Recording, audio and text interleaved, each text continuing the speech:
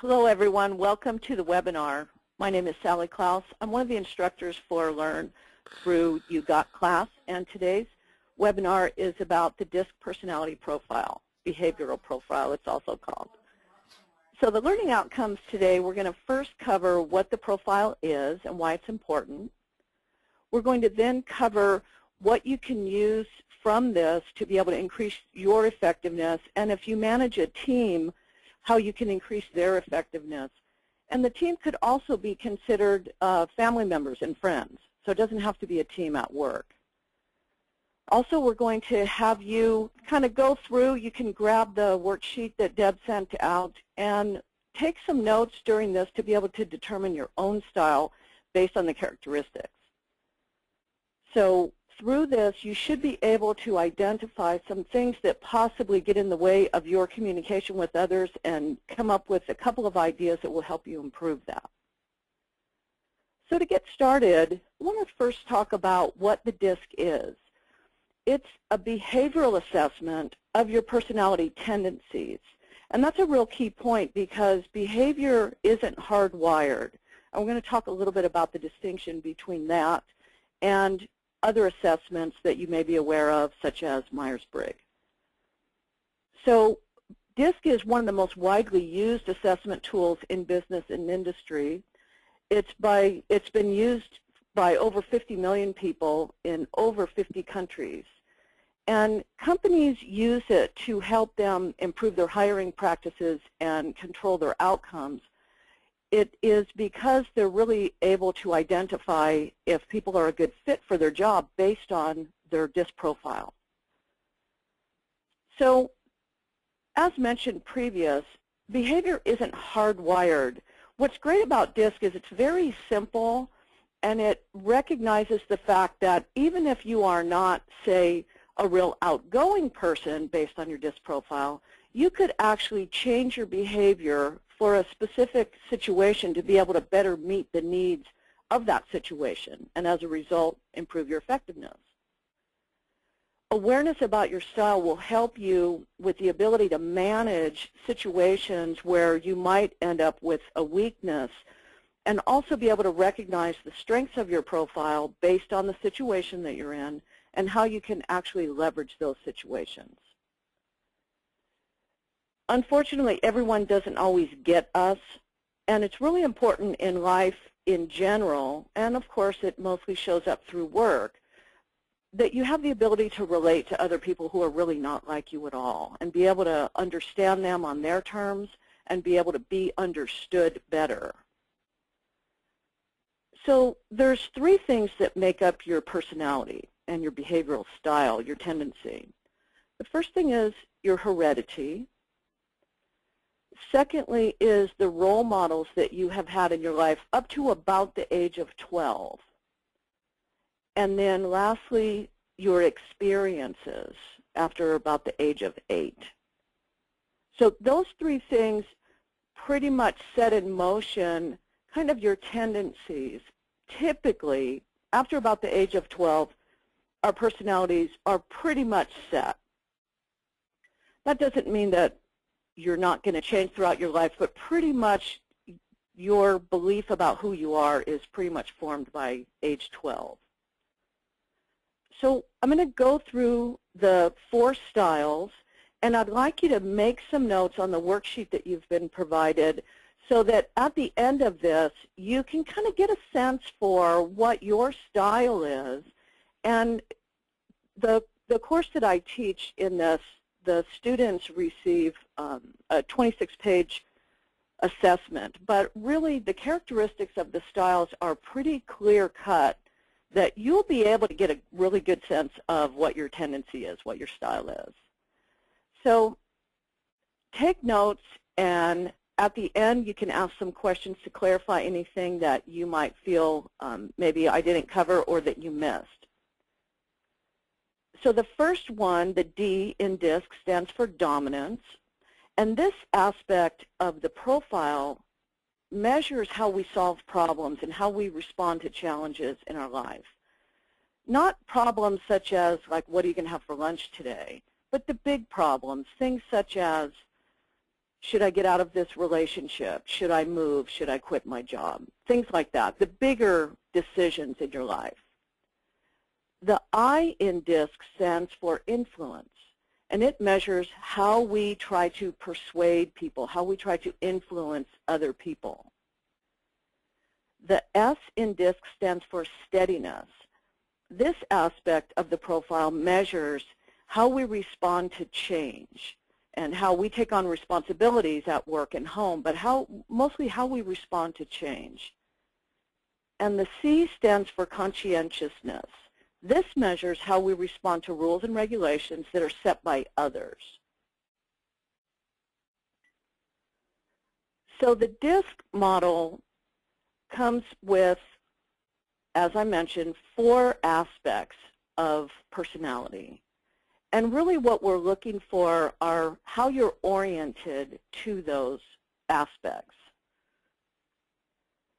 There's the task or people orientation, which the D's and the C's are task-oriented people.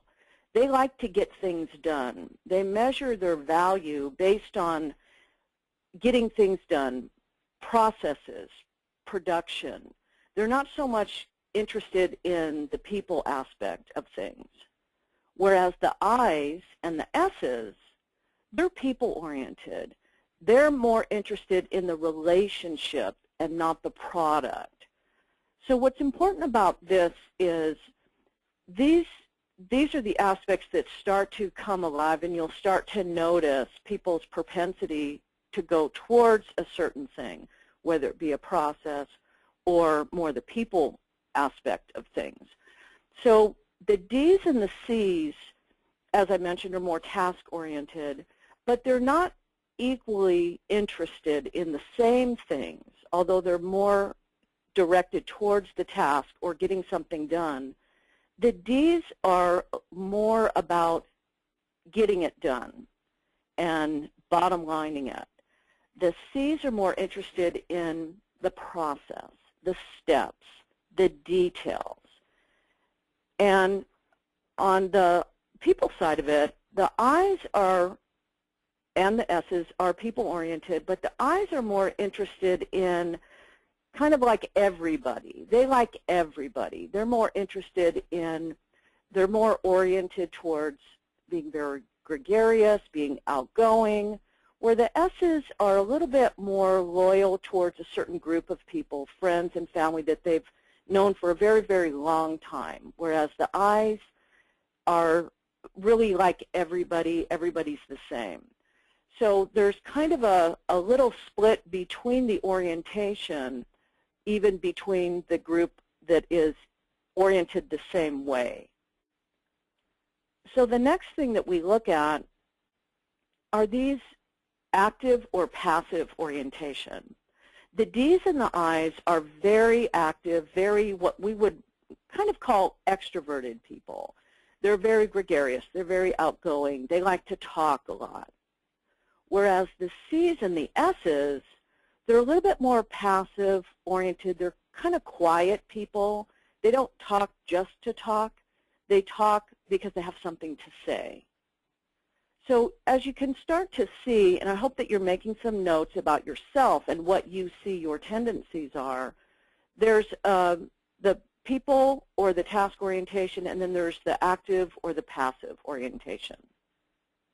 So we're going to go through and give you some more details about each one of the styles so that you can start to uncover a little bit more about what you see your personality tendencies are. So the D's make up about 3% of the population. The characteristics of a D are they're very self-confident people. They're very competitive. They like to set goals. They like to get things done. They're problem solvers. They're kind of risk takers. They tend to be very assertive people, almost to the point of being kind of aggressive. If they had a motto, it would be, just do it. They like to get things done. The challenges that this personality type tends to have with people in their life and through work situations are they tend to be perceived as kind of intimidating. They overlook details. Remember, although they're task-oriented like the C's like the details. The D's don't like the details. Bottom line it for me is something that they tend to say. So the challenges that these folks have are, overlooking details. They can be very blunt and to the point where they hurt people's feelings. They don't really always notice it. Because they like to get things done, they tend to make very quick decisions, very rash, because they don't like to look at the details. So they tend to kind of go into things full force without really checking to make sure things are in the right order, perhaps. They tend to be perceived as someone who has a very big ego. So everyone's personality lends itself to a team or a group of individuals. And the D's, although we just went through their challenges, the D's have a lot of value, like the other three. They like to get results. They like to get things done. Their tendency is to be a leader, even if they're not officially a leader. They will challenge the status quo because they don't like things to be stagnant. And if they see there's a problem, they will typically be the first one to call it out, regardless of, if it's the appropriate time or not. They're very organized. They can get things done. So as you are probably starting to see some characteristics of D's, and I'm giving you some examples here of famous D's. Donald Trump comes to mind, Tiger Woods, Richard Branson, Michael Jordan. So there's that typical kind of archetype of each one of these personality styles. And I'm giving you an example so that you can kind of get a sense for what that looks like. Each one of the styles has a fear, and the fear drives the characteristic behavior of that style. The biggest fear for the D's is they are afraid of being taken advantage of. As you can imagine, if you had this kind of a fear, it would tend to drive that kind of controlling behavior. The D's like to control things, and they like to be in charge of stuff, and that drives that behavior of being taken advantage of. Well, if I can control it, then I won't be taken advantage of. So the I's make up about 11% of the population. And the I's are characteristic by, they're very enthusiastic people, they're very positive people, very talkative. Often to the point where they talk so much that it's hard to get a word in sometimes. They're very social. Remember, on that scale I showed you, they're people-oriented, but they kind of tend to like everybody, whereas the S's are people-oriented as well, but they tend to be a little bit more reserved about who they spend their time with. The I's are the people that you get on an elevator and they're the first ones that will crack a joke. They're very optimistic people. They tend to be like the salespeople, HR people. They love being around people. That's where they get their energy from.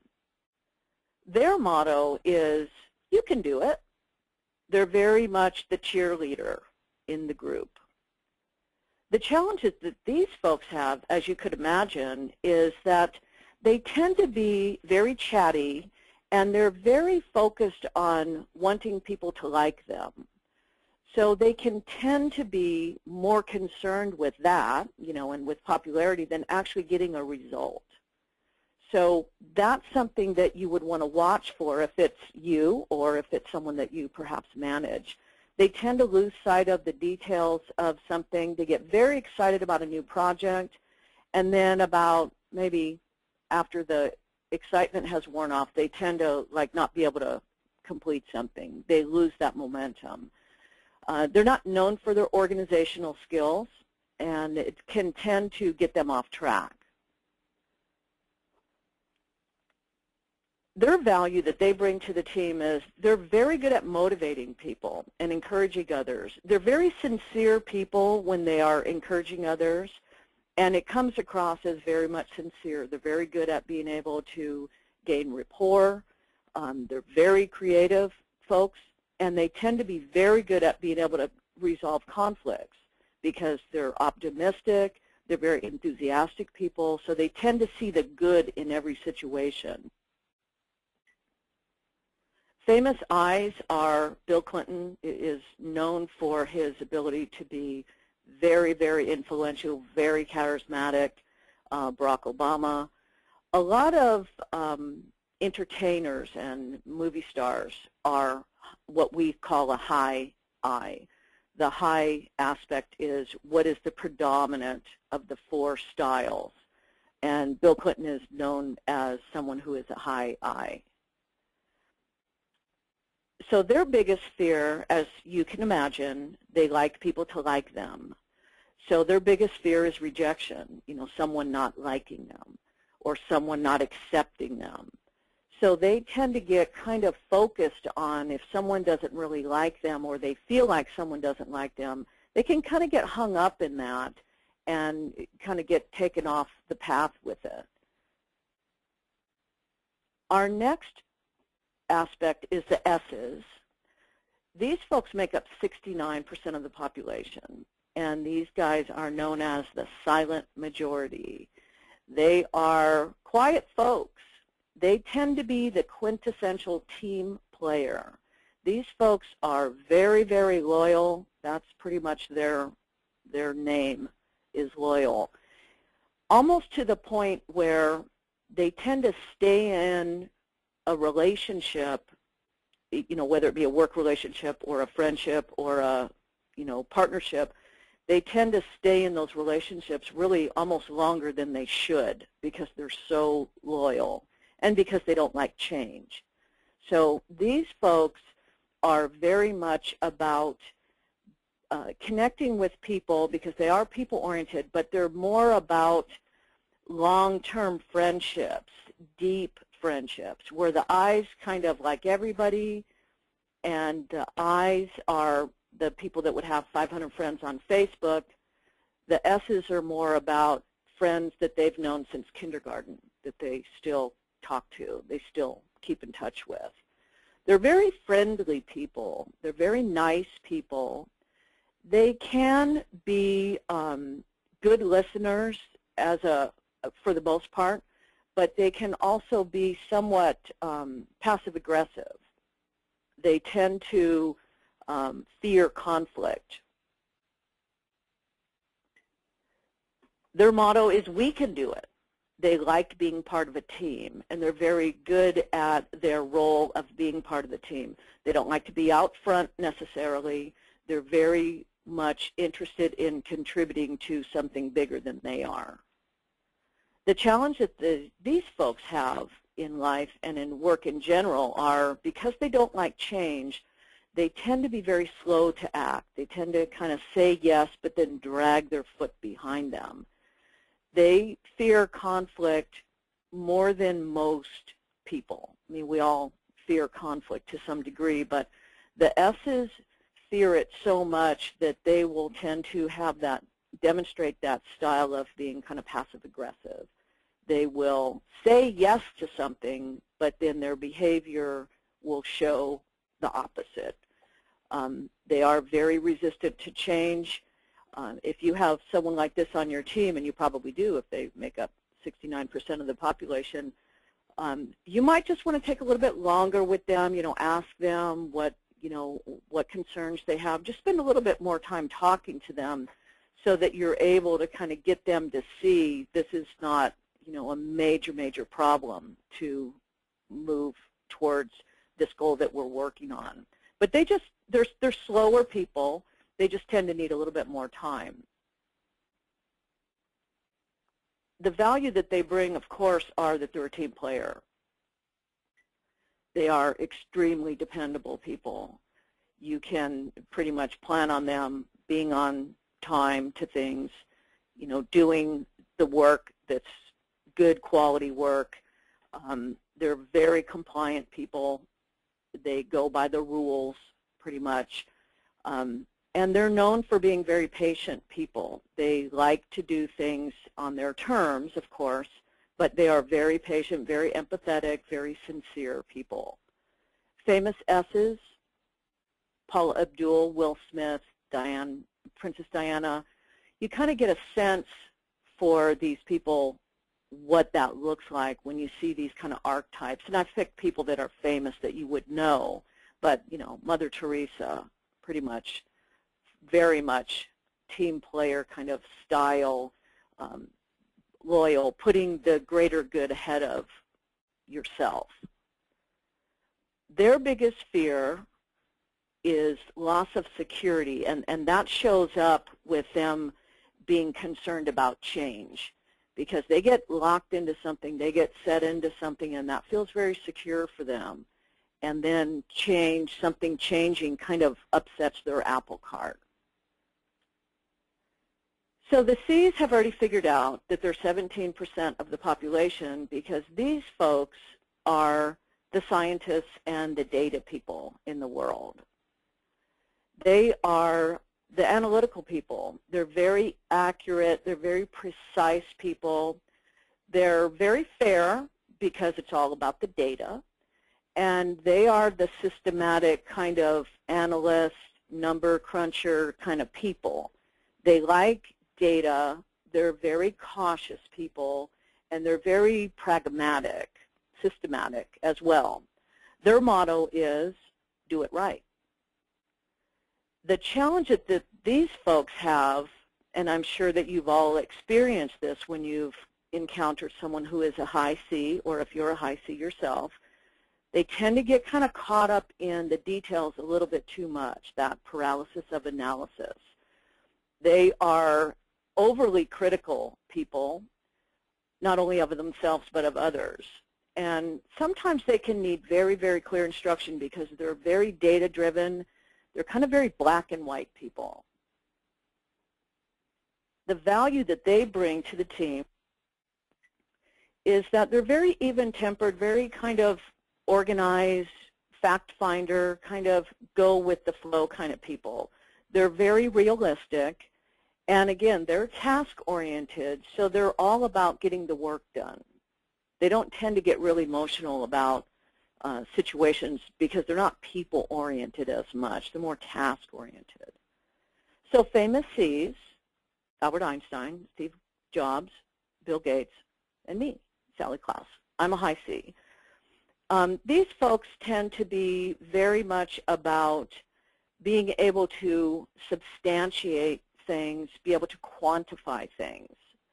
The biggest fear with these folks, and that drives their need for perfectionism, is their biggest fear is criticism. They want to do things perfect because if they're perfect, then you can't criticize them.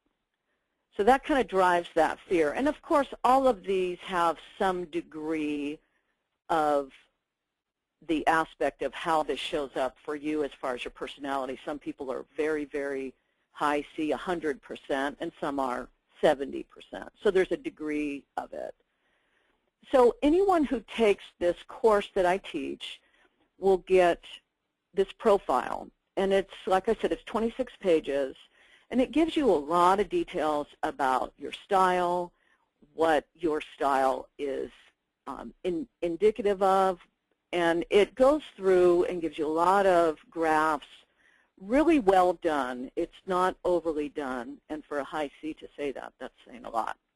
It is very easy to read. People love it. This graph, this page that it shows the 3 graphs, really what we're looking for on this is there's aspects to each one of the styles, but there's also a deeper cut there. When you're answering the questions, you're perceiving yourself, you're perceiving how others see you, and then you're perceiving how you present yourself to the world. And really what we're looking for when we analyze these 3 graphs together is we're looking for variation. There shouldn't be a lot of variation in how you see yourself, how others see you and how you present yourself to the world. And as you can see here, graph 2 and graph 3 are very similar in the distribution. If you look at the first graph, it's quite different. This would indicate to me that this person presents themselves one way, but they really feel another way about themselves. So this just means that perhaps they're in a transitional mode in their life. Maybe they changed jobs. Maybe they're in a new relationship. It could indicate a lot of things. It's not massively problematic, but you would want to be looking at these things for your style just to gain some insights into yourself. They also get a page or two about what you are like in the workplace. And it kind of helps drill down and give a little bit more detail about the style that you tend to have and what you're like at work. It gives you communication tips on how you can best communicate with each one of the other 4 styles. So even high C's with high C's, high C's with D's, high C's with I's, and so forth. So it just gives you a little bit more information about how to communicate best with the other person so that you're more effective. And then it also gives an idea about your career match. You know, what types of career would you be good in? And it's not, you know, perfect, but really what it tends to give you is an idea about, are you a good fit for this type of career based on your natural tendencies? So just to review, we went through the model, we talked about what makes up your personality, and we talked about the 4 unique styles and what they mean, and we covered a little bit about how you can leverage those strengths, you know, what value do you bring to the team, while we also covered what are the things that you can minimize so that the weaknesses that you have about your style don't inhibit your communication so much that you're ineffective. And through that, your ability to communicate with others and to be understood by others and to understand others should improve quite significantly. So I'm going to go ahead and take questions now, and I hope that you were able to determine your style through the characteristics that I went through. So Deb, if you want to go ahead and read me the questions, I'll take some questions right now. Currently, we don't have any questions, but if anybody has any, please feel free to post them in the question box on your toolbar. Also, a quick reminder, this webinar is being archived and will be sent to everyone who is registered, so you'll be receiving a copy so you can go back over it again at a later time as well.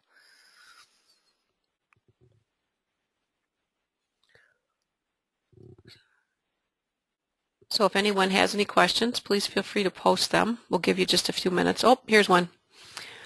How do you get trained to share or conduct DISC profiles at our place of work? Oh, that's a great question. I'm certified in the DISC profile, so I've had a lot of training on it. You can certainly just have your team take the assessment and go through the workbook together. The thing that I like about the DISC is it's not really complicated to understand. I'm sure what I covered through here just today, you already have a pretty good understanding. You don't have to be certified to be able to understand what's in your way with regard to your communication style. And I think that would add a lot to a team. I have a lot of folks that take the assessment and then they have their boss take it and then they talk about it in a team meeting and just go through it and share their insights. So that is a big help, but certainly I work with clients all the time on improving their results through the DISC analysis.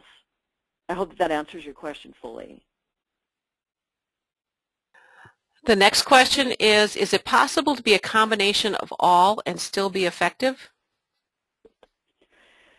It is a possibility to be a combination of all, but typically what we see with that pattern is that there's kind of some stress going on. That pattern typically indicates that you're trying to be all things to all people, typically. It's not exact. Sometimes it could be that people are just trying to answer the questions the way that they think they should be, and they're really not answering it based on their first reaction. You might recall when we went through that with the pictures of the folks, the D's and the I's share the characteristic of being people-oriented. The D's and the C's share the characteristic of being task-oriented. So the adjacent characteristic, the adjacent style, shares something in with that style.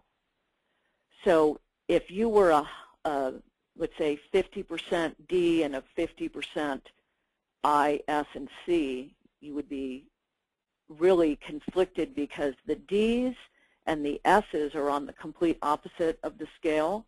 They don't really have anything in common. The I's and the C's are complete opposite on the scale. They don't really have anything in common. So those are the folks that you probably tend to have the biggest conflicts with because you're not task-oriented like them and you're not people-oriented like them. And those people tend to have the biggest difficulty understanding the other folks' perspective. So typically you're going to be a high D with a C or an I characteristic because those are the ones that you're adjacent to, and so forth on the other styles. I hope that answers your question fully. Does anybody else have any questions? If you could, please post them.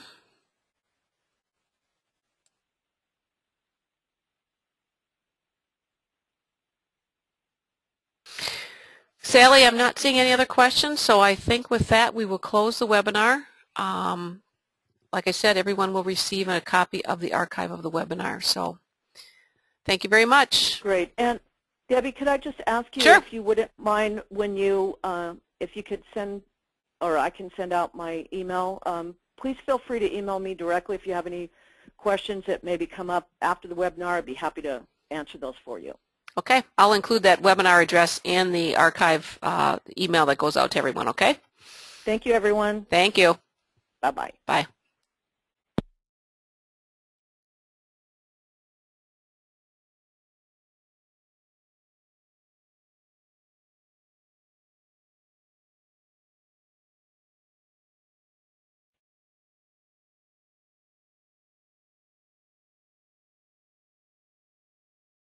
The organizer